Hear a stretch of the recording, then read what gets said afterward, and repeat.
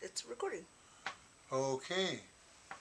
Well, welcome to the Estate and Trust Administration process for probate. We're going to be covering the tax aspects today. My name is Rex Crandell. I'm a CPA in California, attorney, and a real estate broker, and have several other tax licenses. Been in practice since 1976. Our practice is limited to wills, trusts, and estates, and income tax, any kind of taxation. We have a practice in Walnut Creek, California. Our website is rexcrandall.com, and we're 32 miles east of San Francisco. I'm also an IRS enrolled agent, do audits, and I'm enrolled to represent taxpayers in the United States Tax Court. We maintain a YouTube channel called Estate Planning California Rex Crandell, where we have over 100 educational videos on wills, trusts, and taxation. Okay, today's topic: tax returns, schedules for the estates of a decedent, forms, deadlines, extensions, and we've included sample materials for educational purposes. The purpose of a tax return in probate is to settle the final tax obligations. All the income, expenses, assets, and responsibilities have to be cleared in the probate, and this is just one of them. And this is in addition to doing fiduciary accounting, trust accounting, for the court. The tax returns are not filed in the court, but the fiduciary accountings are. We teach a class on that through the Contra Costa County Law Library. But the fiduciary accounting is more for the court and beneficiaries. This is exclusively for income tax authorities. And the assumptions are different and the rules are different. Although it does help to have a fiduciary accounting before the income tax process begins. So types of tax returns in this realm are a final individual 1040 up to the date of death, and then income tax returns beyond that. And sometimes we have an inheritance tax return when the estate is very large. It doesn't happen all that often these days. About 1% of the population has an estate above the 14 million per person, where the estate inheritance tax kicks in. So the income tax process also is to help asset distribution, confirms there's no outstanding debts that could delay distribution, and clarifies that the beneficiaries are not going to be assuming an asset that may have a liability that comes with the asset or distribution.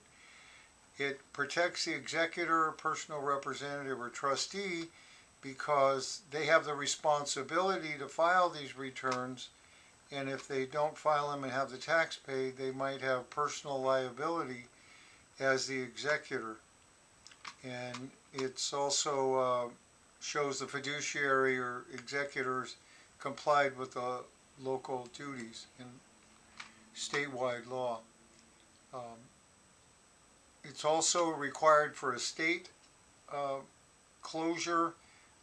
Many probate procedures, you have to state in your final petition that all taxes have been paid, taxes have been filed.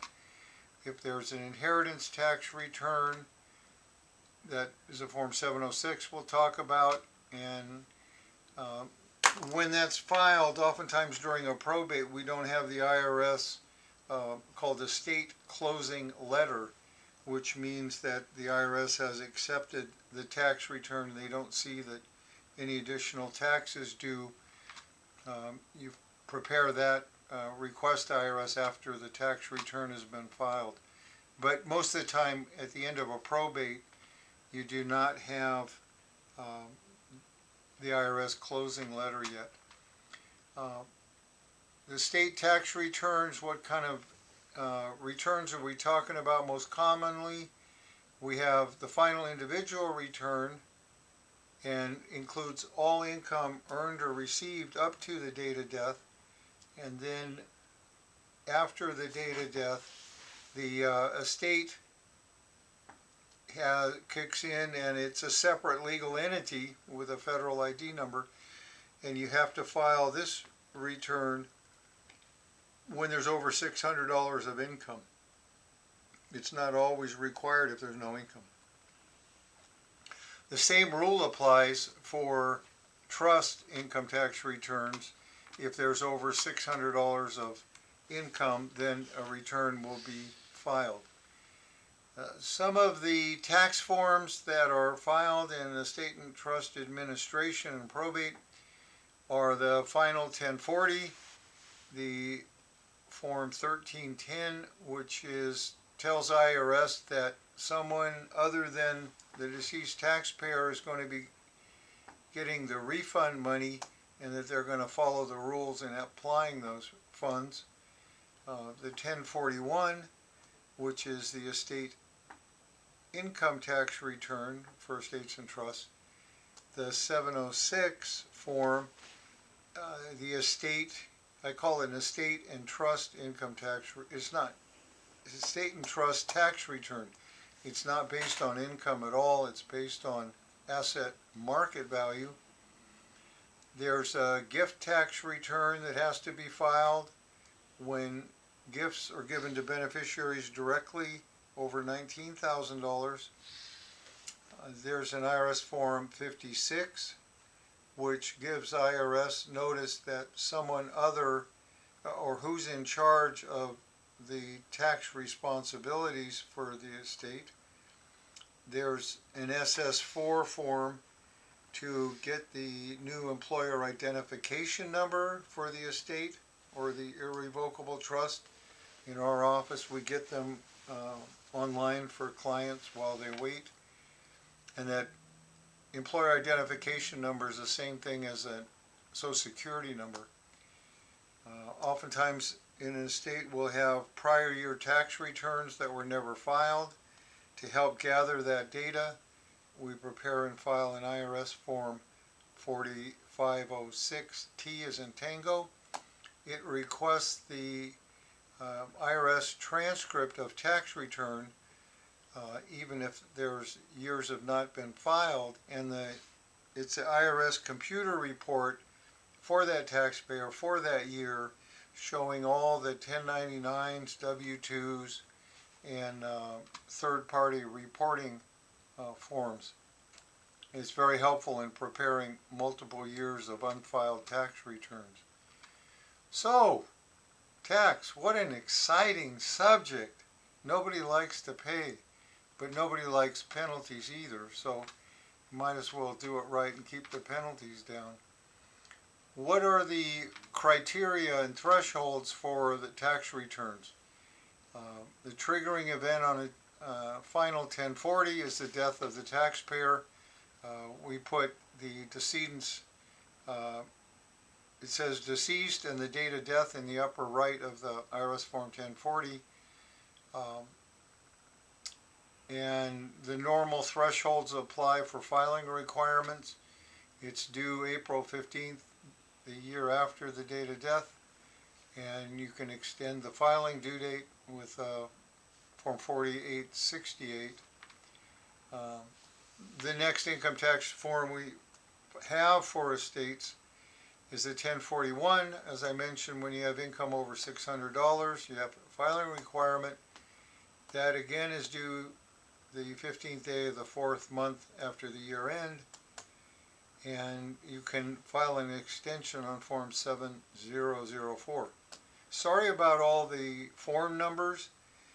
You know, I know in law we oftentimes use issues and descriptors for different types of subjects, but it's nicer in tax that you can narrow it down with a form name and have the right subject. The 706, which is the estate and inheritance tax return. We're going to be preparing one of those when the decedent estate has more than $13,999,000 per spouse in market value, and next year in 2026 we'll be filing inheritance tax returns when the value of an estate is over $7 million market value. Due dates, date of death plus 9 months. There is an extension form, a form 4768, if you don't have the paperwork done. The penalties on not filing an estate inheritance tax return on time are very high. You don't want to have experience with that. When someone gives a gift of above $19,000 to a beneficiary, an IRS Form 709 is required, because what that does is when the gift is above that, say John D. Rockefeller got out of paying estate and inheritance tax because he gave away all his money, didn't have anything to tax at his death. And so to avoid that, this gift tax return is done, and when you make gifts above $19,000 per year, it reduces the maximum at death exclusion that we just talked about at $13,099,000. Decedent's final 1040. There's always a question of whether we want to file the final 1040 before the year end, which we have the ability and right to do. We generally don't file it early. We wait until the following year to start getting in some of the 1099s, W-2 items, interest, dividends, stock sales. And the reason for that is we need to allocate, we're doing an allocation between what is taxable on the final 1040 and then what should be reported on the first IRS Form 1041 fiduciary income tax return. So just because I get a 1099 that says $10,000 does not mean I'm putting it on the final 1040. It might be based on the number of months. If the person died on June 30th, we might have half the income in the 1040 return and then half the income on the 1041 fiduciary income tax return. The executor or personal representative in the probate has it prepared, the forms, and filed with the government. The normal filing deadline applies April 15th the following year. The final individual income tax return, you have to file that to get off IRS's mailing list that they expect tax returns from you. As I mentioned, the income goes up to the date of death. The responsibility is squarely on the area of the personal representative or executor. Generally, it's income actually received. If income's accrued and received later, it usually does not go on the 1040 individual return. It goes on the 1041, but you have to be careful because we always look at what does the 1099 show report of income to the government from a third party. And we kind of give some deference to that about which tax return needs to report that income. If the decedent was married at the time of the death and the surviving spouse is not remarried, then it's permissible to file a joint tax return in the year of death of one of the spouses.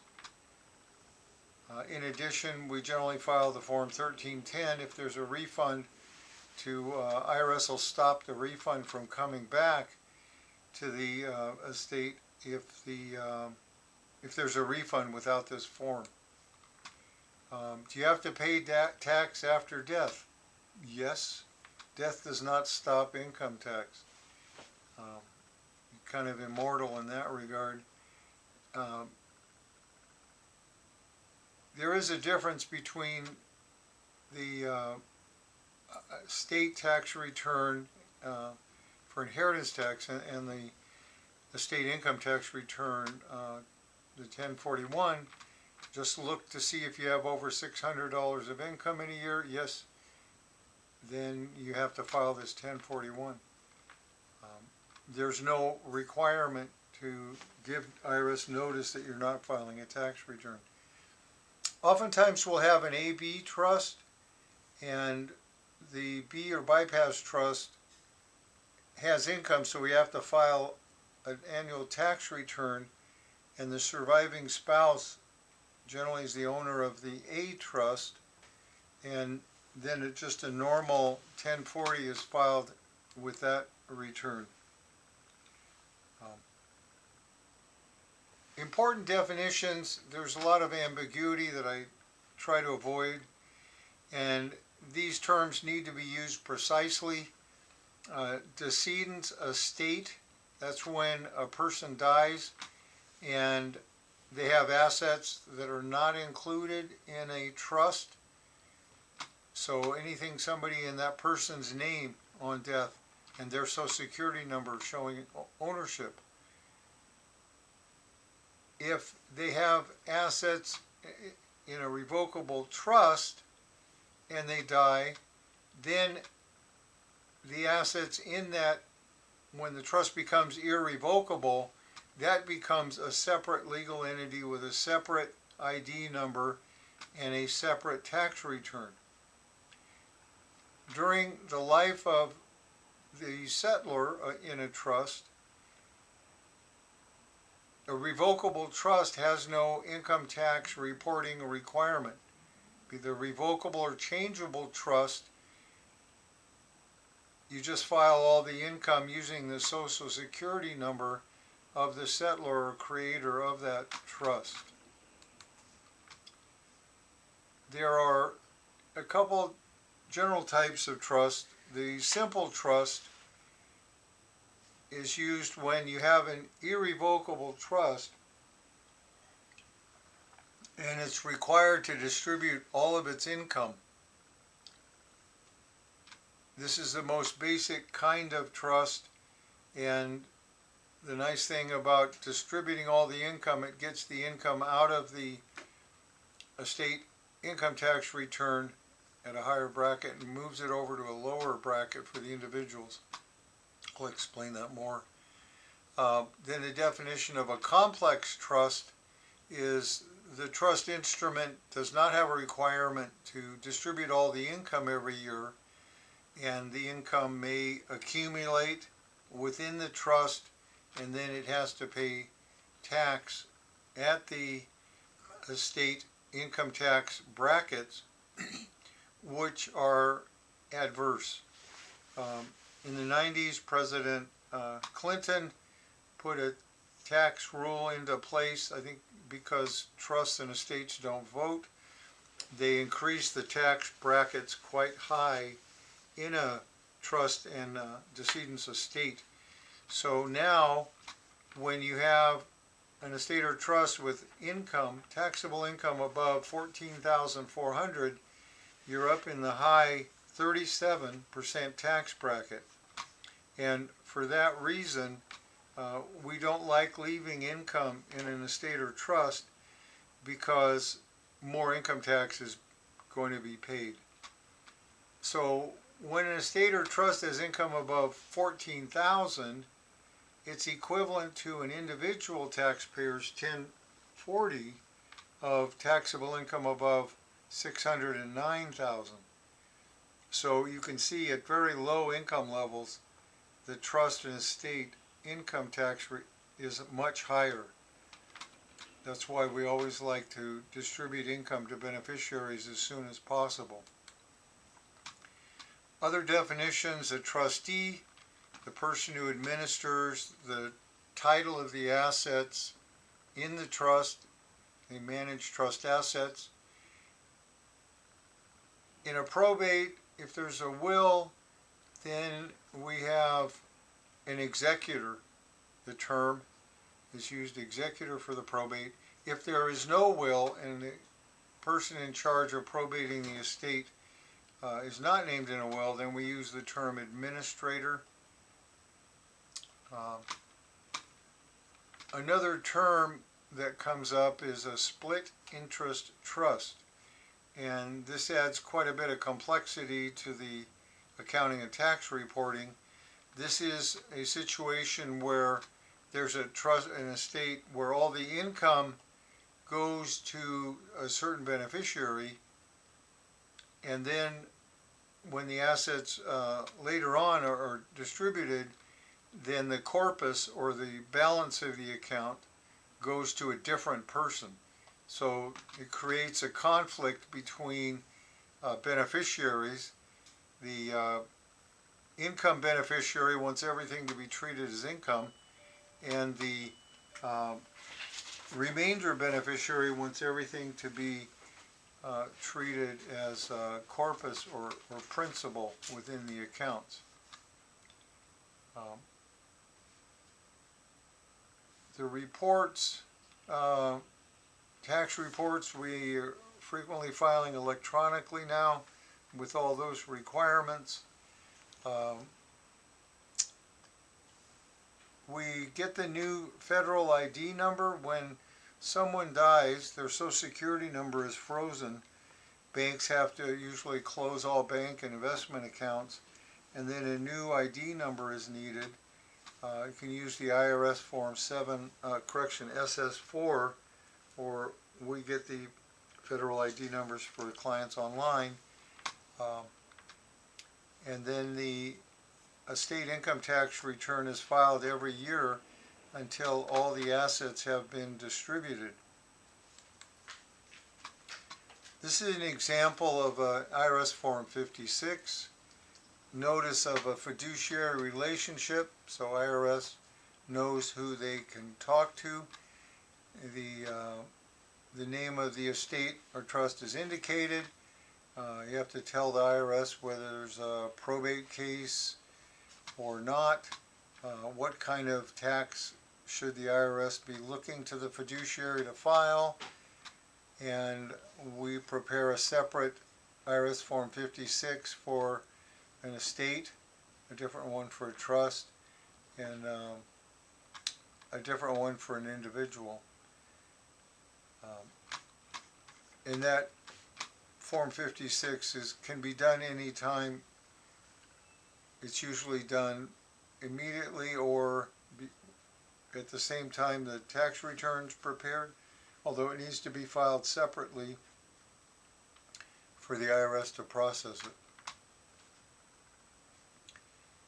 Following the death of an individual, then an estate is created. Any kind of income that remains, like rental, dividends, capital gains, business income, all go on this estate income tax return. Then if we distribute money out to the beneficiaries, we'll issue a Form 1041 Schedule K1 so they can report their obligations. An individual can only deduct certain identifiable deductions. However, an estate or irrevocable trust can deduct on the tax return anything that relates to the administration of that estate, including professional fees, cost of the final funeral, other types of expenses that an individual would not be able to deduct. Common types of income: any asset that generates income, sale of real estate, mutual funds, rentals.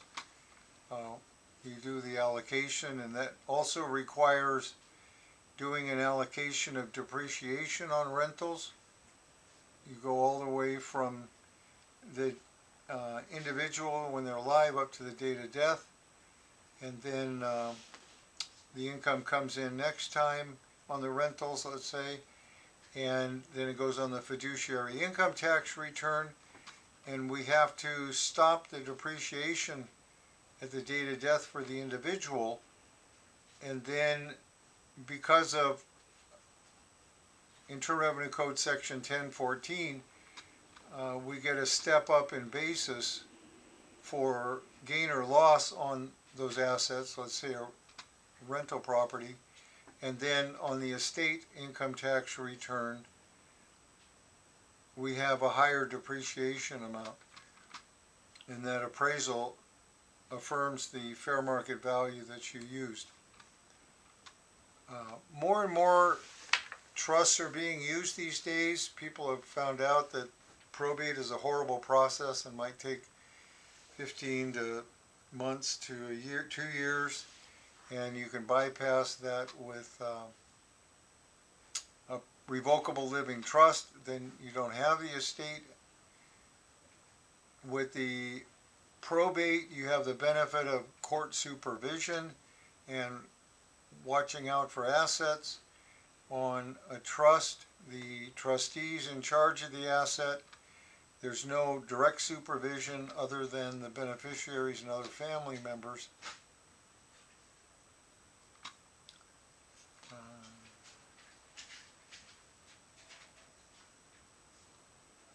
Income generated, sometimes you'll have an asset in the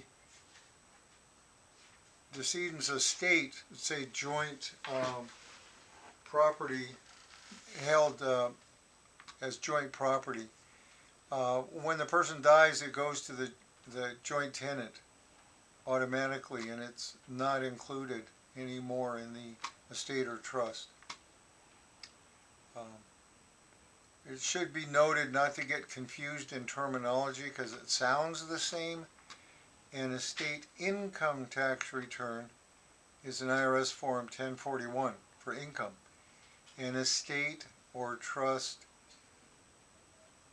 inheritance tax return on Form 706 does not include income items at all, only assets. So in this tax return, we're talking about 4 probate estates, the IRS Form 1041, and then there's another part of it called the Schedule K1.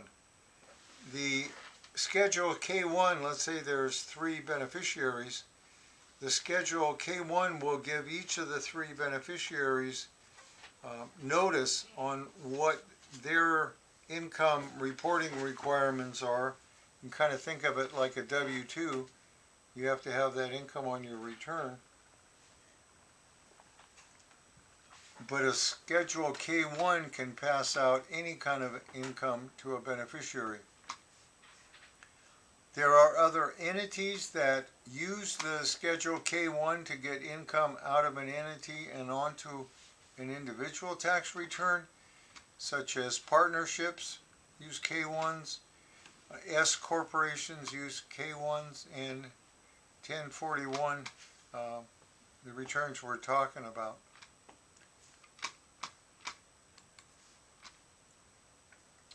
In the center of this diagram is the IRS Form 1041 Schedule K1, and you can see from all the errors, line arrows, there's at least 20 or more different line boxes of different types of income that can be put on this K1, and then the person named as the beneficiary will then have to put that income on their individual tax returns.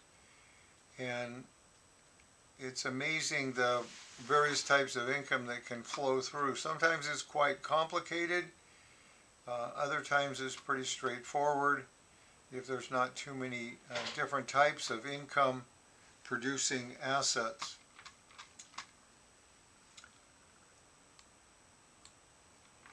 So explaining this chart a little bit more, so the K1 will say income from rental property, and so you have income that will come out and go onto the personal 1040. It also is subject to rental properties, all the limitations of the $125,000 special allowance for rental property losses. it can bounce. K1 can send income to any place on an individual tax return. This is an example of the page 1 of the Form 1041. In our example on the left, all the income was retained in the trust or estate. And so in this example, the estate is paying $33,000 in income tax on an $86,000 of income, which is rather high. And there's a California tax due with that same income. Then when all the income is distributed out on the K1, this 1041 estate income tax return shows zero tax due. So what we did is we had money that would have been taxed at $33,000 on the federal, and in the example on the right, all the taxable income went out to the beneficiaries on Form K1, and the beneficiaries may end up paying 15 or 20%, 20,000 of the tax, much less depending on their bracket. This is an example of a K1 where income is being distributed to a beneficiary. The beneficiary's name is listed in box G, so they have to report the income from interest, income from dividends, qualified dividends, capital gains, any type of income that's being distributed out. Another form that's frequently overlooked is Form 8971, which is information regarding beneficiaries acquiring property from a decedent. So let's say there's 3 rental properties and 3 beneficiaries, and the executor distributes 1 house to each of the beneficiaries and their rentals, so the beneficiary needs to take depreciation. Well, because of Section 1041 and the step up in value of the assets at the date of death, the beneficiary must know with certainty what value they put on their tax depreciation schedule on their Form 1040 so that they can get the proper depreciation deduction, which is a valuable deduction. So essentially this form, the executor tells any beneficiary receiving an asset distribution what the value of it is. The term we use often when assets are being distributed, we refer to it as a distribution in kind, IN-KIND, instead of being a cash distribution.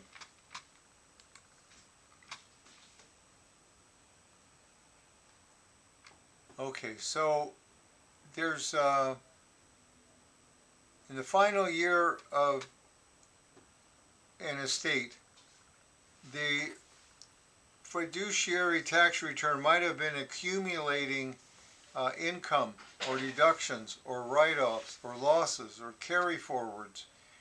And in the final year of the estate or trust, then those suspended tax benefits can flow out to the beneficiaries. Some examples are just income distributed in the final year,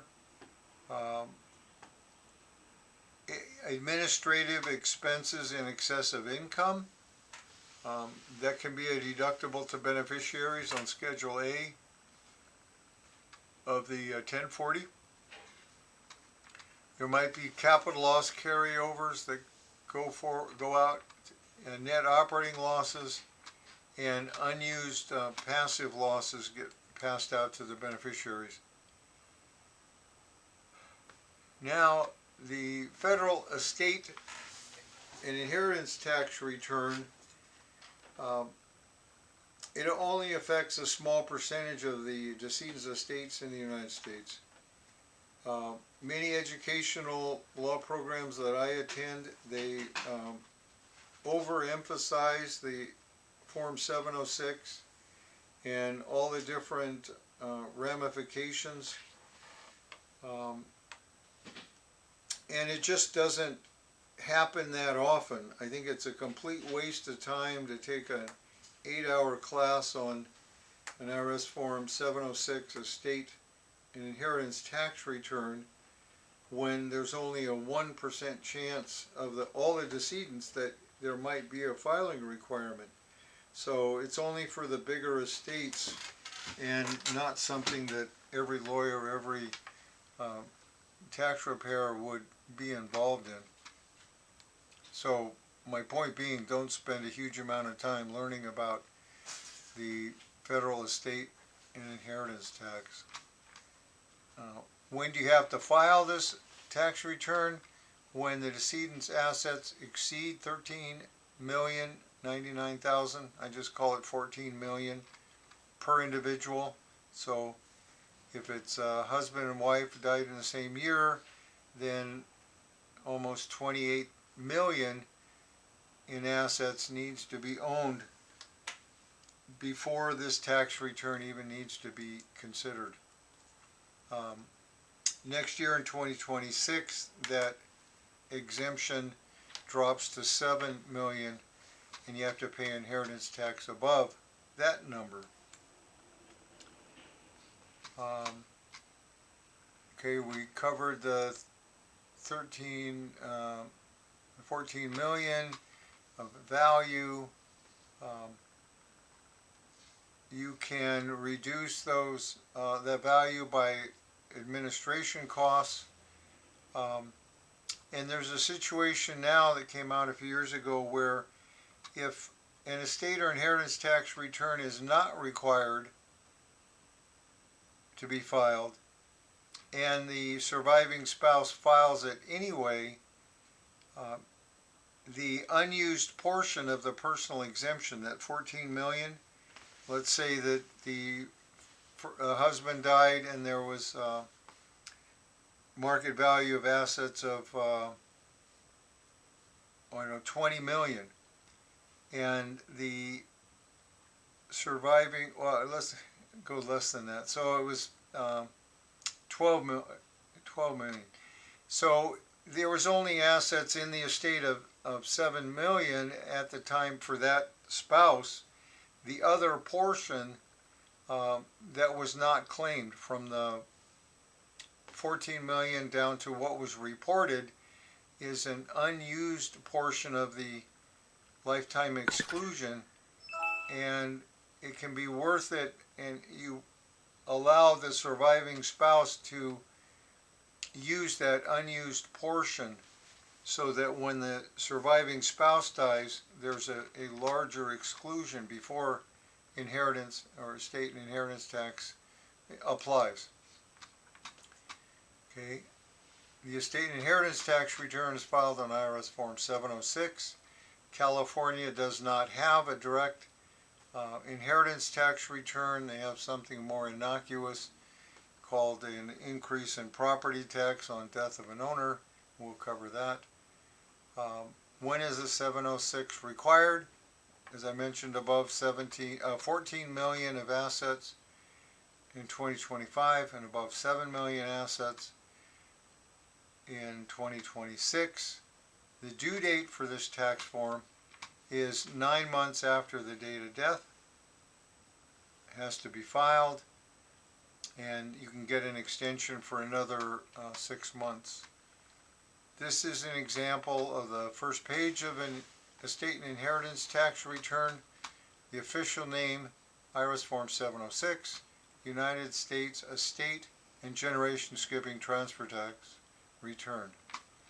I just abbreviated estate and inheritance. So in this case, it shows the assets, and the assets are below the level of the exclusion. So the assets total 10,000,009.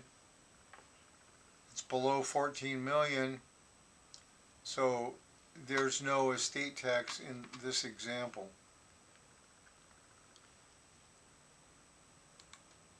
On page 2 is where you list each one of these line items for assets has another schedule documenting the identity of the asset and how the value was calculated.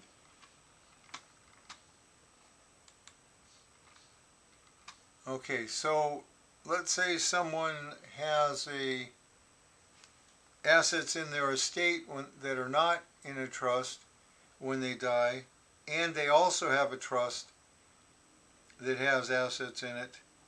And so now you have two different ID numbers, tax IDs, one for the estate, one for the trust. And so now you have two tax returns to prepare.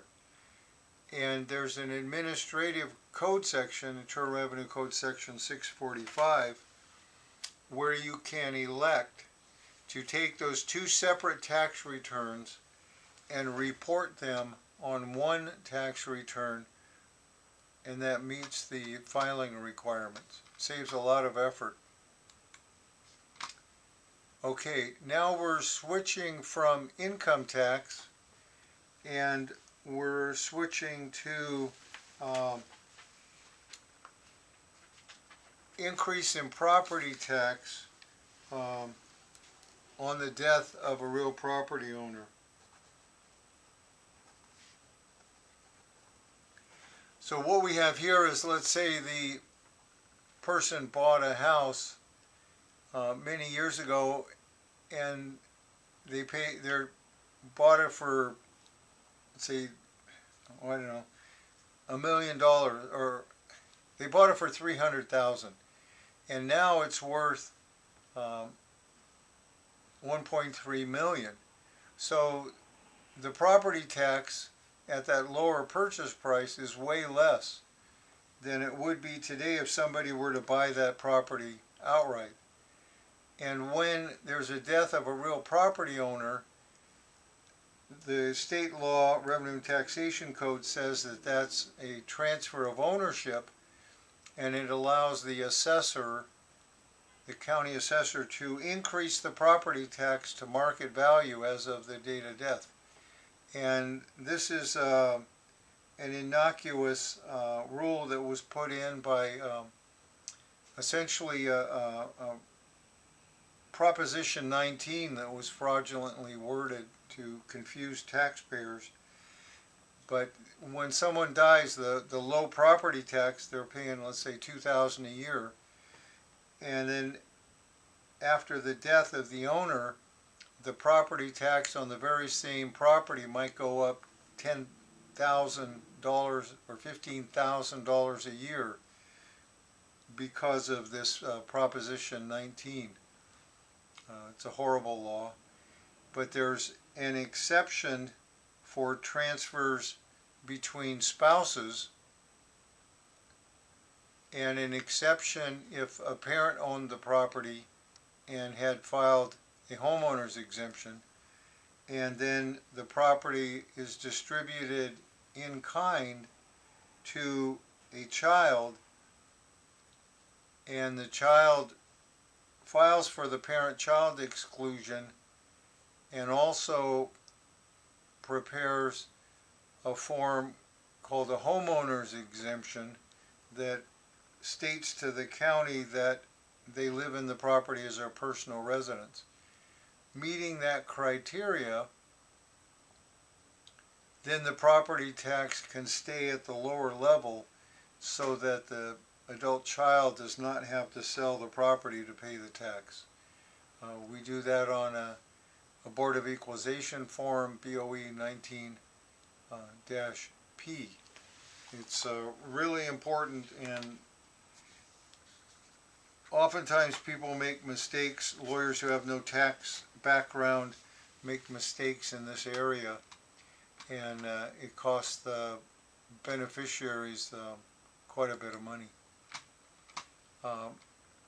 Continuing on, the requirements for the parent-child exclusion to keep the home property tax lower at the parent's rate, you have to file this form, parent-child exclusion, within one date of the date of death, and that form is on State Board of Equalization Form BOE 266.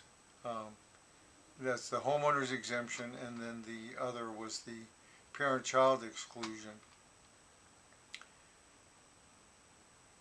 And as I mentioned, spouses, transfers between spouses are exempt from property tax adjustment. There is also an exclusion when a house is transferred between a grandparent directly to a grandchild, but there's a strict requirement that both of the grandchild's parents are deceased at the date of the transfer to the grandchild.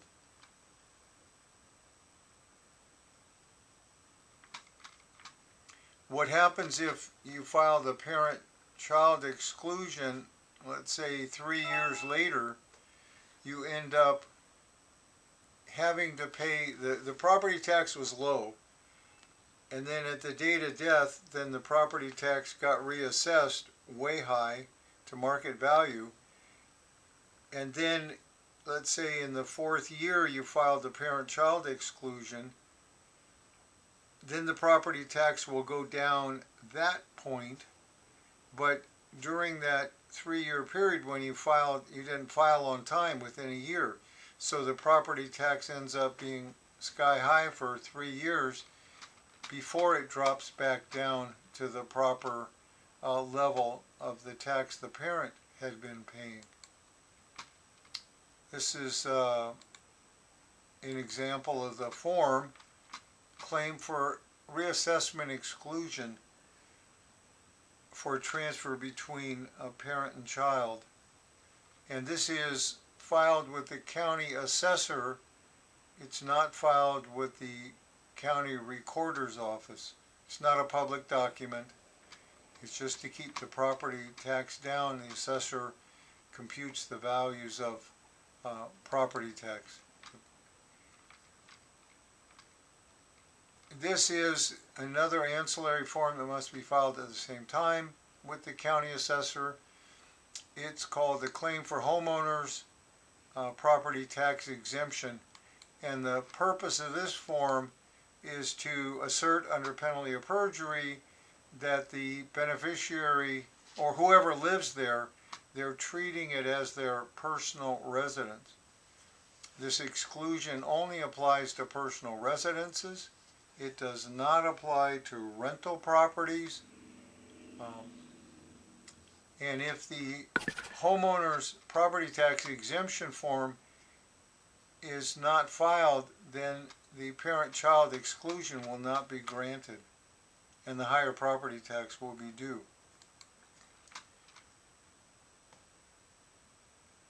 Okay, there's another form that must be filed on the death of a real property owner, and that is the statement of death of real property owner is filed with the county assessor on Board of Equalization Form 502D as in Delta, and it just notifies the county assessor that there's been a change of ownership because of the death, even though it's not been distributed yet.